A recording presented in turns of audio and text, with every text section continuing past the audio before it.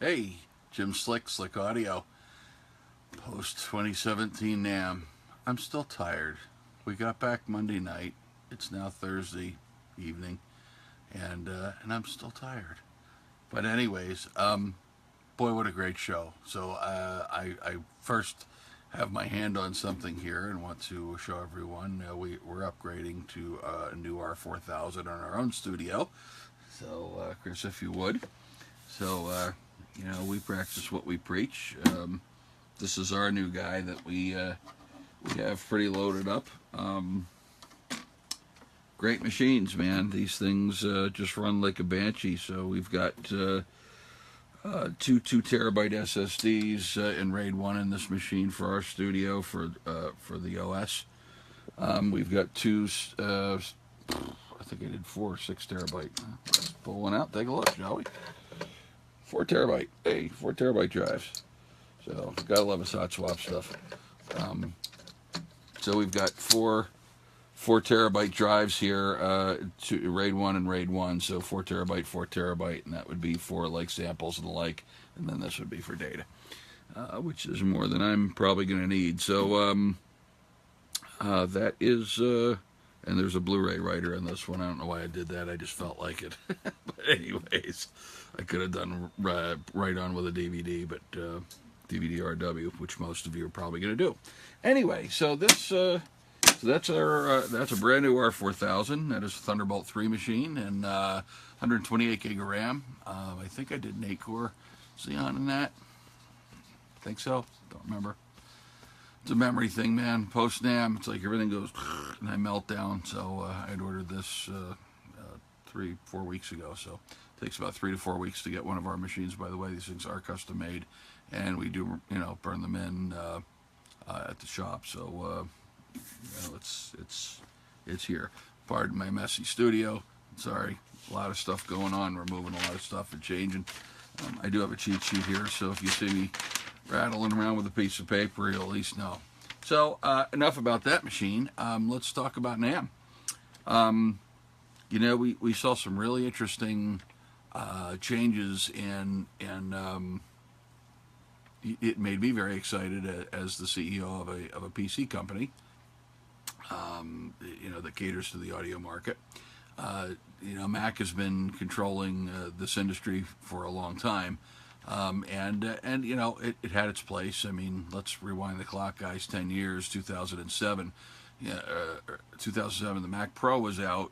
It was a good-looking, solid rack mount Xeon machine. Boy, very similar to this, and PC really didn't have a whole heck of a lot to do. Even though I was still recording on it, it definitely had its challenges. Didn't say it didn't work. I just said it had challenges. 10 years later, 2017, here we are now. Mac Pro is now the trash can. There's been rumors that may be a discontinued box altogether. I can only hope so, because those machines are just one port on it is crazy.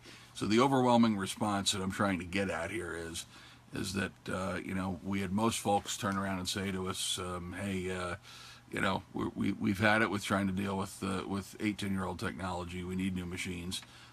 We love what you're doing. You're getting solid uptime, and let's do something. So we got a ton of interest.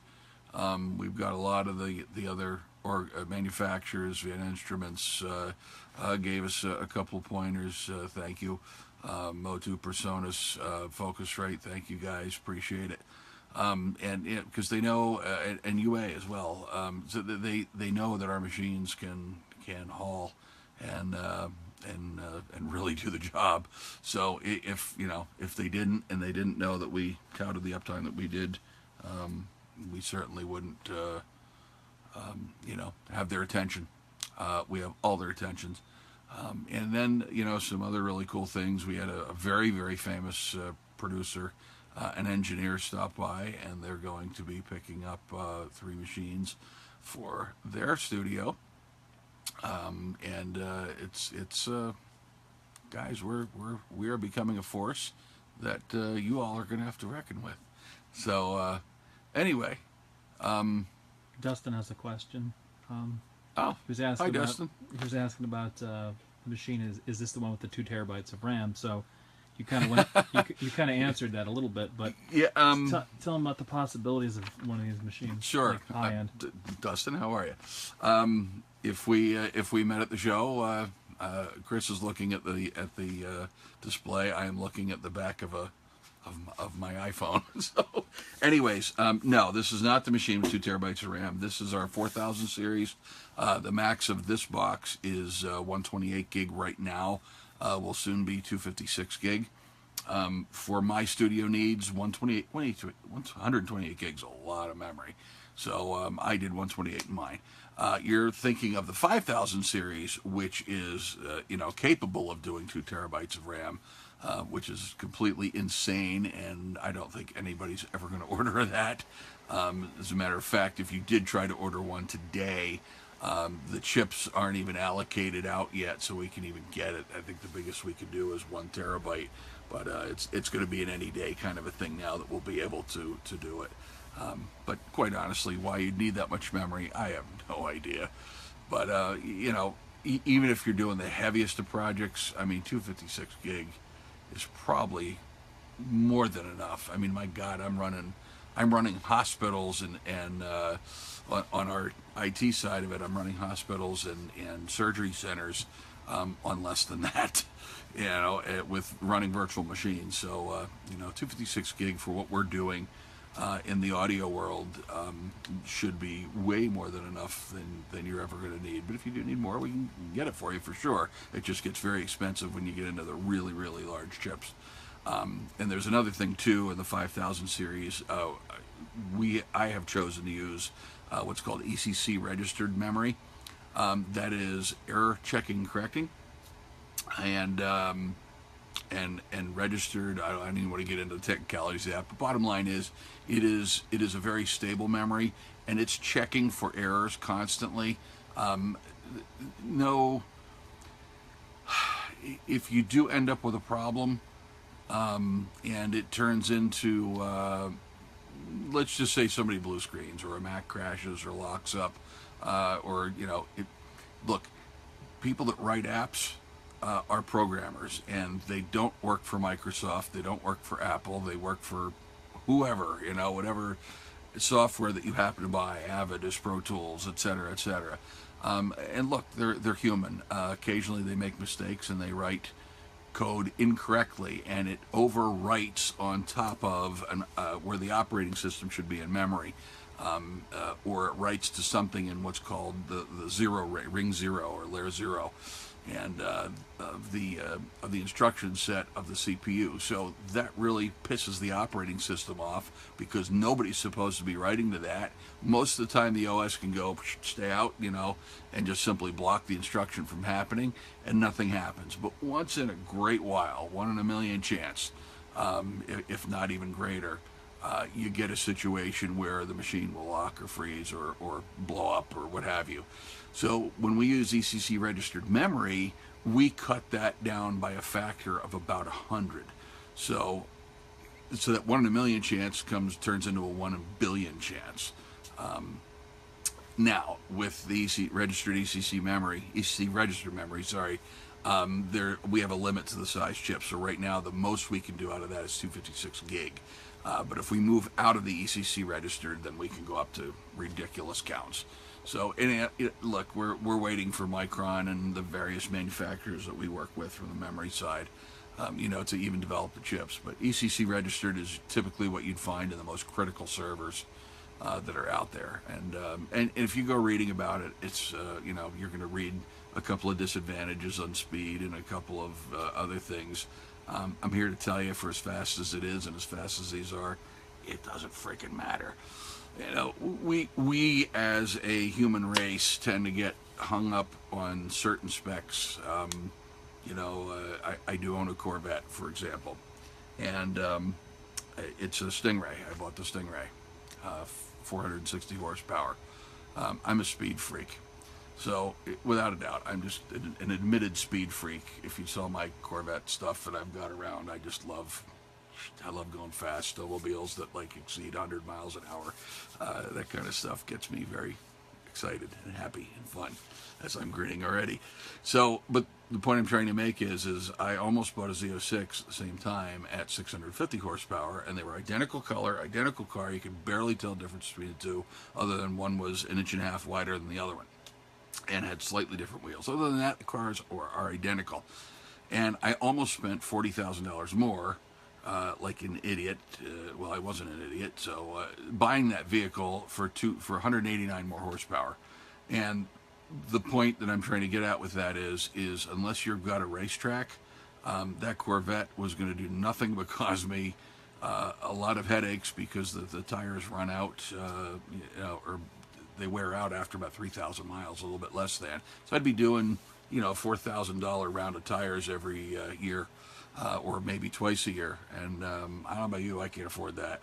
So I picked the Stingray, and I'll tell you right now, with that 8-speed tranny and everything that they match together, the package, it flies, it screams. Why am I telling you about my car? Because the point is that 460 horsepower mated with the proper transmission, mated with the proper tires and everything, that car is screaming fast. And it is more than enough for what I need to be able to rip around the streets and still get tickets like crazy. So apply that same theory to, Chris was sitting back there laughing at that. He knows I'm right. Apply the same theory to these machines. I mean, people get hung up on, how many cores? Well, do you know what the speed of each core is? You know what the speed of the processor is? So, a faster 4-core processor may be more effective than a slower 6-core, depending on your application. So in the memory standpoint, when we're saying 2 terabytes of memory, we can do that, but it would be non-ECC, or the ECC registered might be, a tick slower than the rest. You're not going to see it because we've engineered the packages to scream and at the same time be ridiculously stable. So they're going to do the job and they're going to be stable. So that was a 5-minute long answer that could have been 20 seconds probably. I apologize for that, Dustin, but I hope I answered your question. It appears you did, but Dustin says he loves the look of the machines, the style and the look of the machines. Oh, thank you very much. Flip it open again. Yeah, Dustin, this was a painstaking. Well, no, I'll open up both because we rarely do that. I don't know why. This is boring. You want to look at a Blu-ray drive? You look at me instead of the drive. But anyways, yeah. Now, thank you very much for the compliment. These are, we wanted to keep it clean. We wanted to keep everything accessible. And again, I'm trying to think as a user myself, as somebody who records. At the end of the day, when I'm recording, I don't care about these machines or the work surfaces, that I'm using. I just need to record. So, they need to be functional items. And they need to just run. So I really don't want to think about this and the tech. But if I do, if I blow a hard drive, like I've got, point back over here again, Chris, I've got 3 RAID 1 sets, Dustin. So let's just say I'm going and all of a sudden, I blow a hard drive in the middle of a session. The beauty of it is the system, is just going to keep going. You're going to get a little message in the corner. It's going to say, you just had a hard drive fail. Hard drive 3, for example. So it's 0, 1, 2, 3, 4, 5. That's computer people. They got to do 0 through 5 instead of 1 through 6. What the fuck? Anyway, so pop it open, pull it out. Give us a call. Tell us what drive it is. We'll send you another drive. You're literally going to get it in. And you're going to do this, and you're going to do this, and you're going to close the door, and you're going to go back to work. And it's going to rebuild itself and do everything that it has to do by itself. So the whole idea is we want to design these things so, you can just use the machine. And that's the whole point. So yes, the case is very pretty, and thank you very much. But there is function to it, and the function is, that I needed to get... I wanted access to the drives from the front, and I wanted them hot swappable. So now you've got to get the RAID card in order to be able to do that, and our rack chassis is the only one that is hot swappable. But technically the tower is as well, but you've got to pull the side off. It's a tower. It is what it is, you know. But you figure you have stuff stuffed in a rack. Last thing you want to do is be ripping rack screws out and pulling a very heavy machine, you know, out of the rack. These things are extremely heavy. Solid steel cases. I mean, they're heavy, believe me. So, which is good. I mean, you know, again, we're trying to build quality here, not junk. So I hope I answered all your questions. So I'm going to ramble on about NAMM a little bit, if that's okay. And thank you very much, by the way, for the question. So appreciate that. So I mentioned about the Mac, you know, about Macs in general and how people, you know, seem to be really pointing towards the Windows. You know, look, the operating system. You guys have heard me say this a million times over. It doesn't matter. You're in the operating system for 30 seconds, 15 seconds, 18 seconds while the machine boots, and then you go into your DAW. Whether it's Pro Tools or I'm a Nuendo guy, Cubase Nuendo, Sonar, Studio One, whatever. That's what you live in. Who cares what machine or platform it's on? You still have a keyboard. You still have a mouse. If I showed you the keyboard here in mine, and Chris, you're more than welcome to do this, but this is a Logic keyboard for Nuendo. This happens to be a backlit one. So, you know, quite honestly, they look the same for Mac as they do for PC. So you would not know the difference at all if I, you know, as long as I had a mouse and a keyboard there, if I put a blanket over it, you know, and had the DAW up and running, other than the you know, either the three colored lights in the left corner or the red X in the right corner, you would not know the difference. And you shouldn't. Who cares? It's just an operating system. You know, it's just an OS. You're in it for a couple of seconds. What matters is, does it stay up and running? You know, is it going to be functional? Are you going to have somebody there to support you? You know, especially if you're dropping, you know, $2,000, $4,000, $8,000, $10,000, $14,000, you know, on a machine. Do you want somebody there to help you, you know, under warranty? This machine here has got a 5-year warranty on it. I mean, 4.5 years from now, if you blow a couple of hard drives or the thing fries, call us. We'll replace, you know, we'll replace the bad components. If we can't, we'll replace the machine. We'll do whatever it takes to, you know, to make sure that you, the customer, are happy. That's called customer satisfaction. We can do that. We're a smaller company. We're mobile. You know, we understand what it's like to be in the driver's seat of the studios. Good luck calling Apple 4.5 years later and asking them for a new motherboard or a new anything for that matter. They'll laugh at you and say, "I'll buy our new one." "Oh, sorry, wait, we don't have one." That was kind of rude to Apple, but it is what it is. Sorry. I'm not trying to beat on them, but I mean, our competition kind of does the same thing. We had somebody come up to the, you know, during the show and give us a little. I don't even want to mention names, so I don't want to get myself in trouble here. So I'm going to shut up at that. But let's just say that they were beyond dissatisfied with our largest competitor, even on the PC world, where they, you know, they were a longtime customer, and when they asked for you know, a little bit of a discount, you know, it was second, third, fourth machine. I don't know what it was for them, and they were, you know, given like $100 or something like that. And I'm like, what? You know, really? So I joked and I said, "I'll give you 110, but yeah, I was kidding about that. Now, look, you know, if you're a repeat customer, you keep coming back, you know, we're going to help you. We're here to help. You know, I love the music. I am the CEO. I love the music industry. I love music.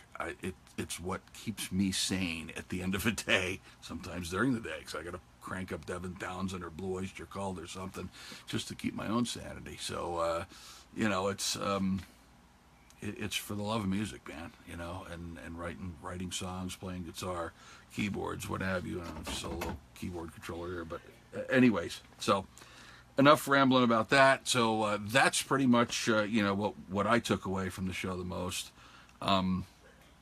I found it, you know, and I found that interesting as well. So that was really kind of an all-in-one. Chris gave me a cheat sheet of some things to say. So I am cheating. I'm cheating. My crib notes, man. Give me something to write on, man. All right. What did we wanted to see but didn't? Well, I would have played every damn guitar in the place if I could have. But I actually had a booth to go to, and as it was, I abandoned Chris and Amanda for hours on end and would go searching and talking to people, and then I'd see a guitar. Believe it or not, I played one guitar in the entire show. I'm almost embarrassed to say that. You know, I picked another one up and held it for a minute, but that was it. And so, yeah, that's what I wish I would have done. But, you know, we are out there for business purposes. Hold on. I want to play more guitars. More guitars. We did go to we were co-sponsors of the Tech Awards. So there was about 400 people there. So that was different. Pretty wild to see. It was an honor to be part of that. And friends of ours at Luke Audio were actually nominated for their microphones. Matter of fact, I just bought one of their microphones. Those guys are great, man. Alan and Brandon, they're wonderful people. And my God, do they make a great mic. So, yeah, you may want to check them out, Luke Audio. Great microphones, studio mics, if you're into that kind of thing. And I would imagine if you're subscribing to us, looking at these, you probably like studio mics. So, yeah, check them out. Good guys. They're great guys. But yeah, it was pretty wild when Johnny Depp walked on stage, and then you know, announced Joe Perry as the winner, and he walked on stage. Then Brad Whitford of Aerosmith walked on stage, and then Alice Cooper walked on stage. So there's, you know, like 50, 60 feet in front of us. You know, I'm sitting here with some icons. You know, especially Alice, man. Alice Cooper's freaking Vince. You know, just amazing. Cool stuff. It was neat, but you know, there's a lot of pomp and circumstance in that too. So you know, and I'm not really into that shit.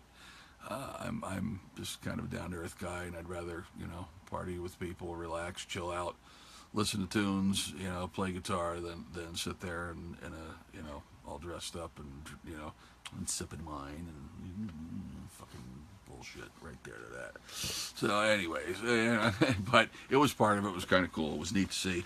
We'll probably sponsor again next year, so I gotta go to it again next year. Fuck. No, I'm kidding. It wasn't that bad. You know, I definitely want to give a shout out to. I'm throwing the cheat sheet away now. Chris, sorry, I'm throwing it away. I got to definitely give a nod to friends of ours that we saw and we see every year. I had mentioned Luke Audio. You know, at our first NAMM show 2.5 years ago, it was a summer NAMM. Luke Audio made their debut that year as well, and they were like a booth or two down from us.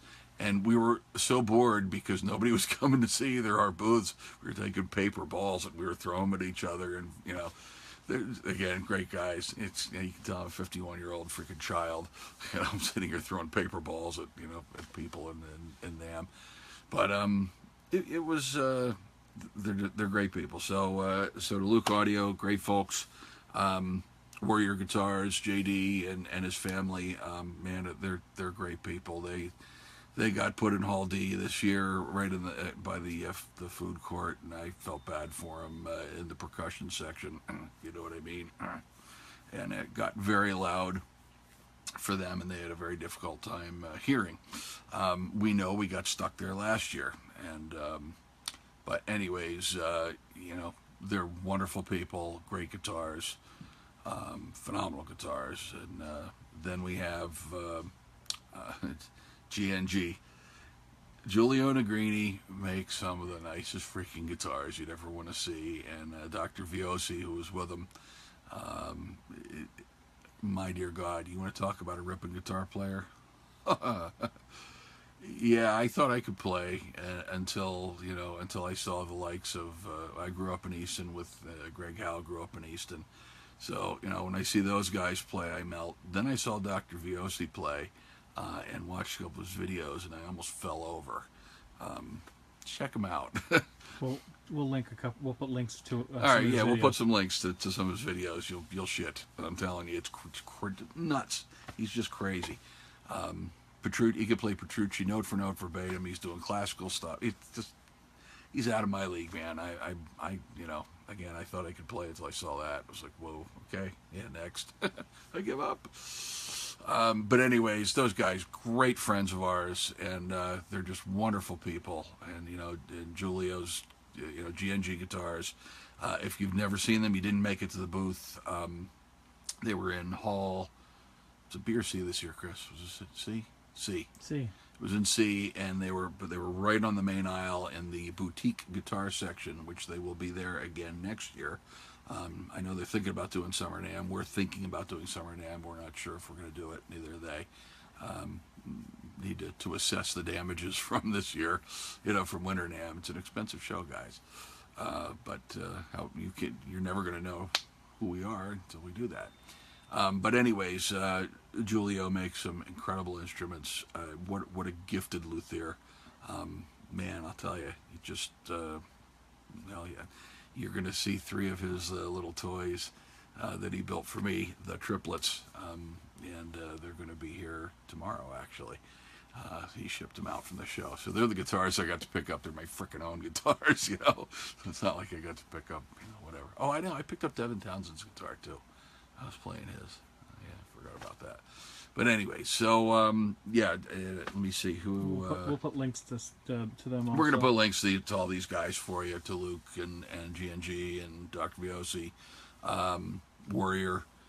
My gosh, who else am I missing, Chris? Mike. Oh, my God, Mike Mildmore. Riversong Guitars, acoustic guitars. Holy moly. Mike, sorry, buddy, almost forgot you. Wow. Again, another amazing luthier. Vision, it just very unique. He's a visionary. If you haven't checked out his acoustic guitars, we'll put links to his site as well. You need to check him out. I bought one last year. The whole body resonates around the neck. It's a neck through for an acoustic. I mean, you can get your head around that. The whole body, instead of just having the top resonate, the whole damn body resonates, around the neck. It's wild. They sound great. They look incredible. They're just great playing and sounding guitars. And Mike is one hell of a guy. His dad was there this year again. A wonderful man. David, his international sales manager, wonderful guy, an icon in the industry. Worked for Martin Taylor and several others. So Mike's going somewhere with Riversong, but Riversong Guitars, yeah. Again, just it's such incredible people that we've met and have become close friends. Carlo Rossi, I wish you were there with us, buddy. I really do. LAA Custom Amplifiers, but he didn't make NAMM this year, but hopefully next year, dude. You got to make it next year, man. And so that another great set of amps. We'll put a link up for Carlo as well. So in memory of, their Pierangelo Mezzabarba was there. Got to say hello to him this year. John Sewer got to say hello to him this year. And I've got a Mezzabarba amp sitting actually behind me here somewhere. Mess. It's a mess. But, an M0 overdrive, good stuff. So, yeah, just some amazing people, and it was a great show. It sure does beat the heck out of you for 4 days, and you don't realize how much you talk. I'm doing a pretty good job of talking right now and getting myself almost hoarse after a week of talking. But, a great show. We're going to do it again next year for sure. And, if you have any questions, guys, give us a call. Send us an email, sales@slick.audio. Visit us on the web, www.slick.audio. It is .audio, by the way, not .audio.com. A couple people were trying to do that and said we can't get to it. Well, it's because it's not .com, it's just .audio. It's one of these new top-level domains. Look at that. I thought he was handing me the phone at first, so... The other thing, I thought he was showing my breast, What the hell you see my freaking breast for? It's great.